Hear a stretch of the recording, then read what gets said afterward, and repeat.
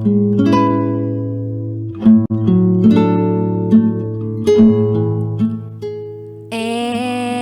now, it's time for DJ Rocky's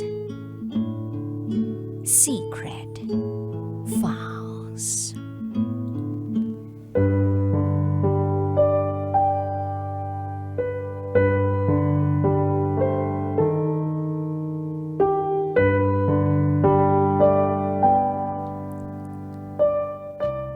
Buntis ako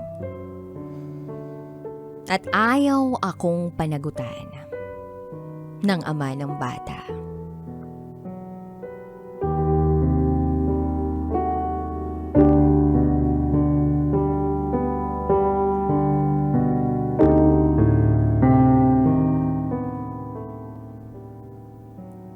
Hi DJ Rocky. Isa ako sa mga tumatangkilik sa programa mo. Lagi akong nakikinig. Pero hindi ko akalain na isa ako sa mga magpapadala ng sulat sa iyo para maibahagi ko ang pinagdaraanan ko. Itago mo ako sa pangalang Ana. At ito, ang aking secret file.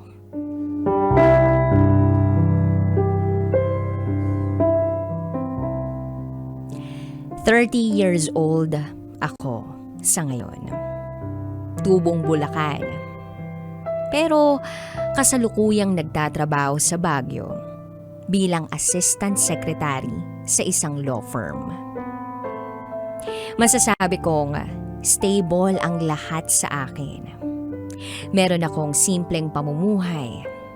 May savings ako. At meron akong maayos na trabaho. Sapat na sa akin. Kaya lang, pagdating sa love life, 0% investment kung tawagin nga ng mga katrabaho ko. Kapag ako nagmahal, totoo at tapat. Halos ialay ko lahat-lahat para maging successful ang isang relasyon.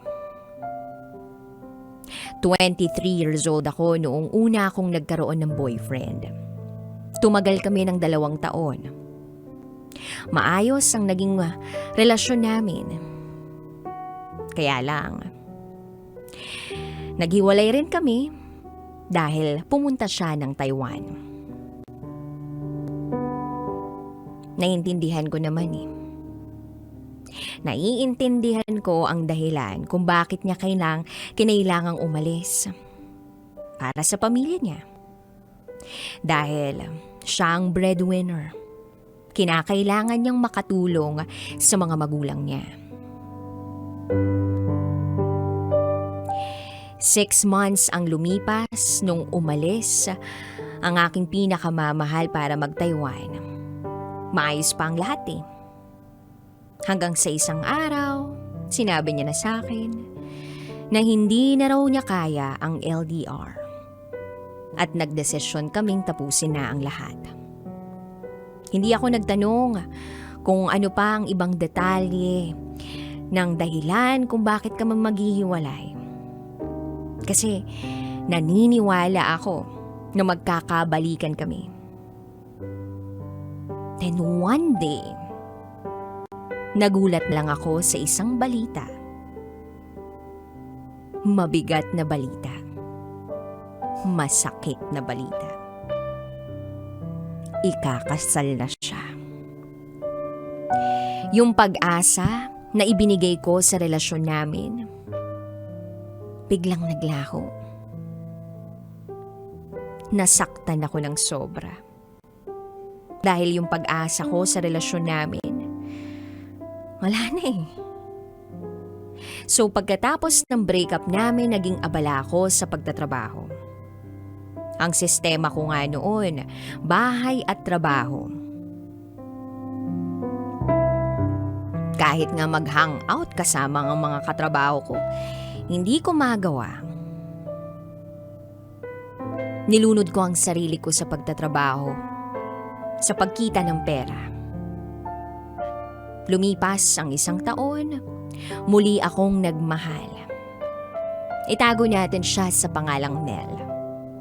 Kasamahan ko siya sa dati kong trabaho sa Bulacan. 27 years old na ako that time. Ang nasa isip ko ay maging stable na ang lahat. Yung tipong seryoso na ako sa pakikipagrelasyon. As in, all in. Willing na willing akong makipag-live-in. So, nag-decide kaming magsama sa iisang bahay. At nakita ko, dahil ipinakita rin ni Mel kung anong klaseng lalaki siya.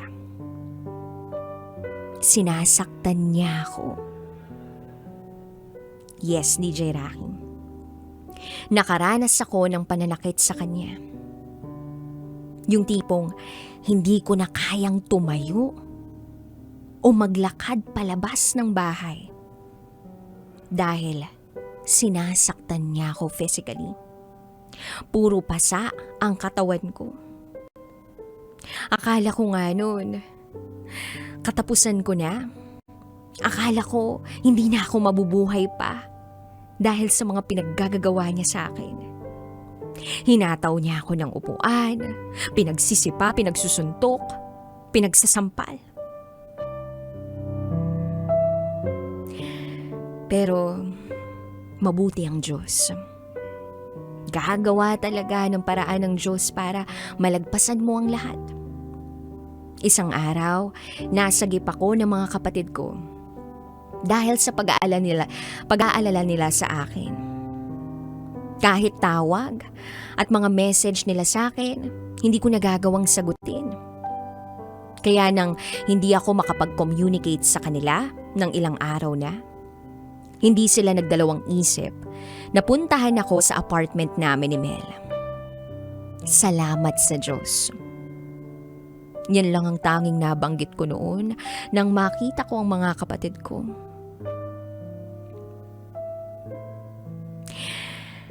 Agad nila akong dinala sa ospital para ipagamot.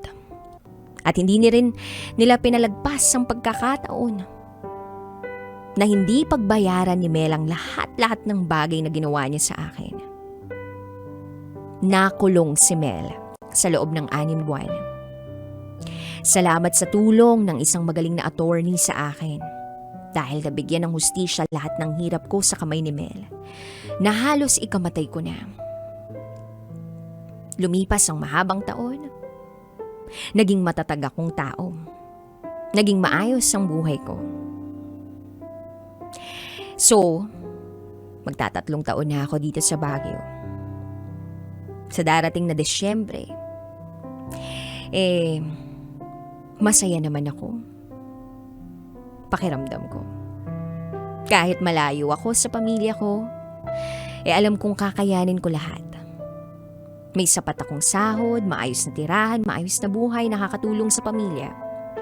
Napag-aral ko ang mga kapatid ko at higit sa lahat, meron akong peace of mind.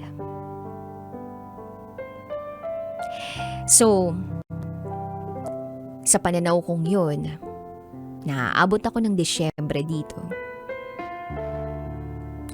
Parang nabali lahat ng yun. One day, niyaya ako ng katrabaho kong mag-install ng isang app kung saan makakakilala ka ng bagong kaibigan.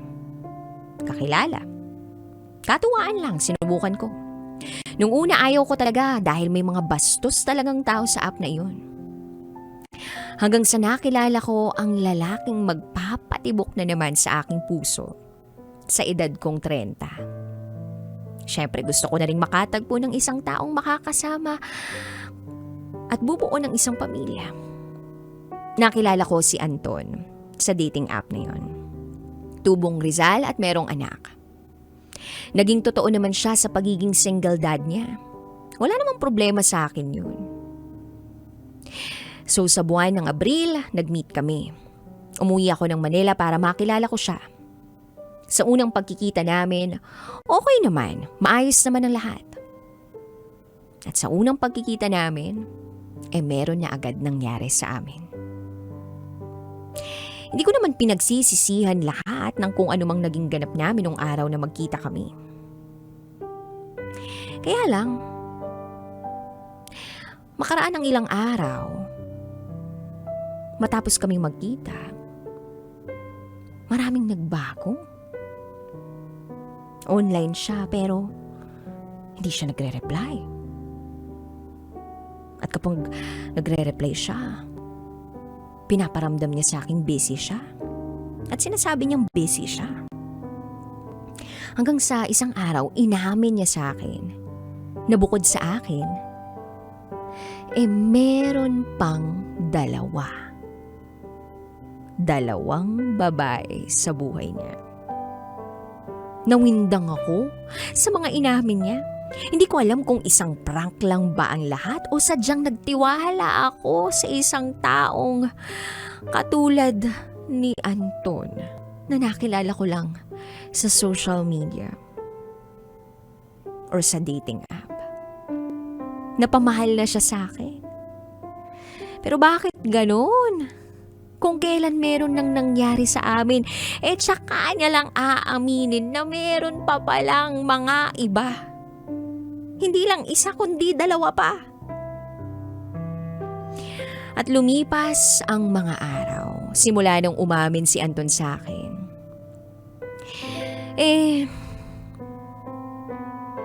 Pinagpatuloy ko ang buhay ko. Nilibang ko ang sarili ko sa ibang bagay. Trabaho lang ako ng trabaho at nag-aayos lang ng requirements ko papunta ng Taiwan. And then, isang araw, para bang may nararamdaman akong iba sa katawan ko. Hindi ko maintindihan.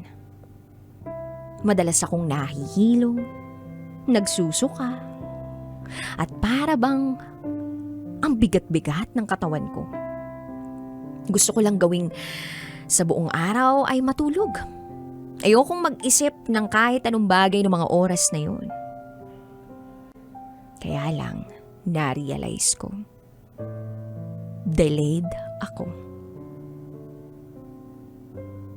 Pinalipas ko ng mga ilang araw ang hinuha ko. Hanggang sa nagdesisyon ako mag-pregnancy test. Pumasok ako ng banyo. At lumabas ako ng banyo. Nagulong-gulo sa resulta ng nakita ko sa PT. 2 guhit. Positive. Hindi ko alam kung paano ko sasabihin sa mga taong nakapaligid sa akin. Hindi ko alam kung saan ako magsisimula o anong dapat kong gawin at paano ko ipapaliwanag sa pamilya ko na nabuntis ako.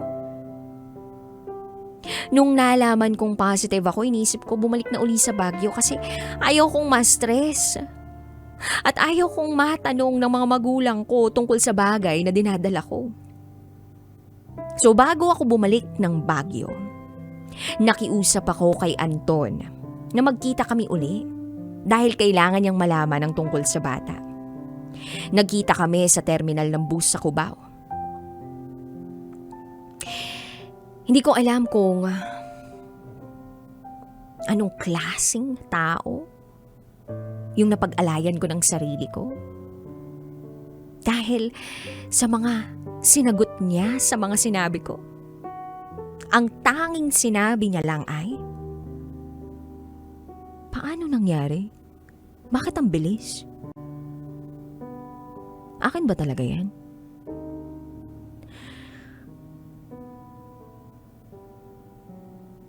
Shock na shock ako, DJ Rocky.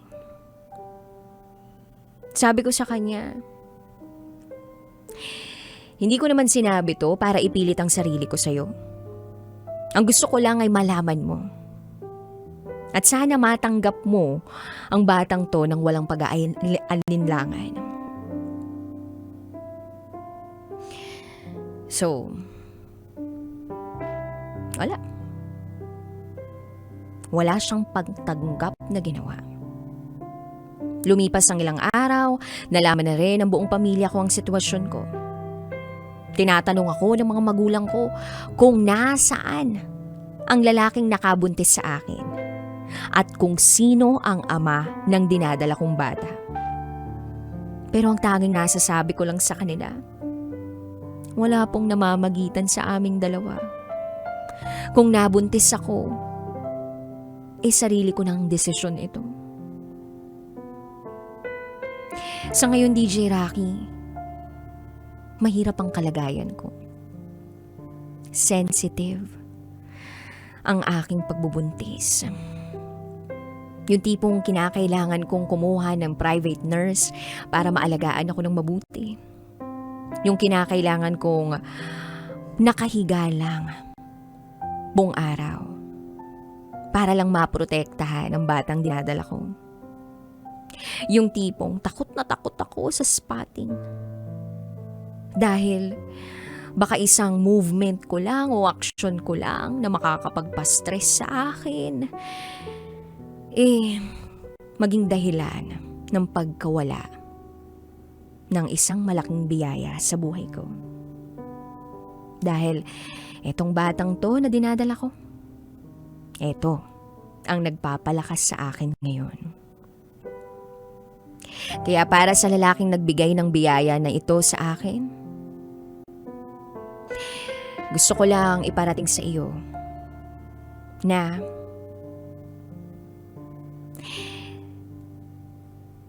nagpapasalamat pa rin ako.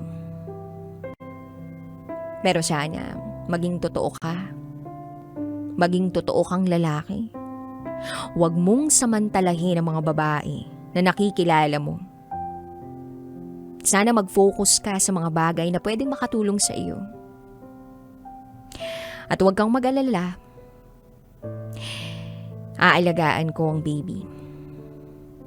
At isang araw kapag andito na siya, magpapa-DNA test ako. Para mapanatag ang isip mo. Hindi ko gagawin yun para akuin mo siya. Gagawin ko yun para malaman mo na sa'yo talaga galing at ikaw talaga ang ama niya. Magiging maayos din ako uli at babangon ako uli para sa darating na anghel ko. Hanggang dito na lang po, DJ Rocky. Muli, ako si Anne. At ito ang aking secret vow.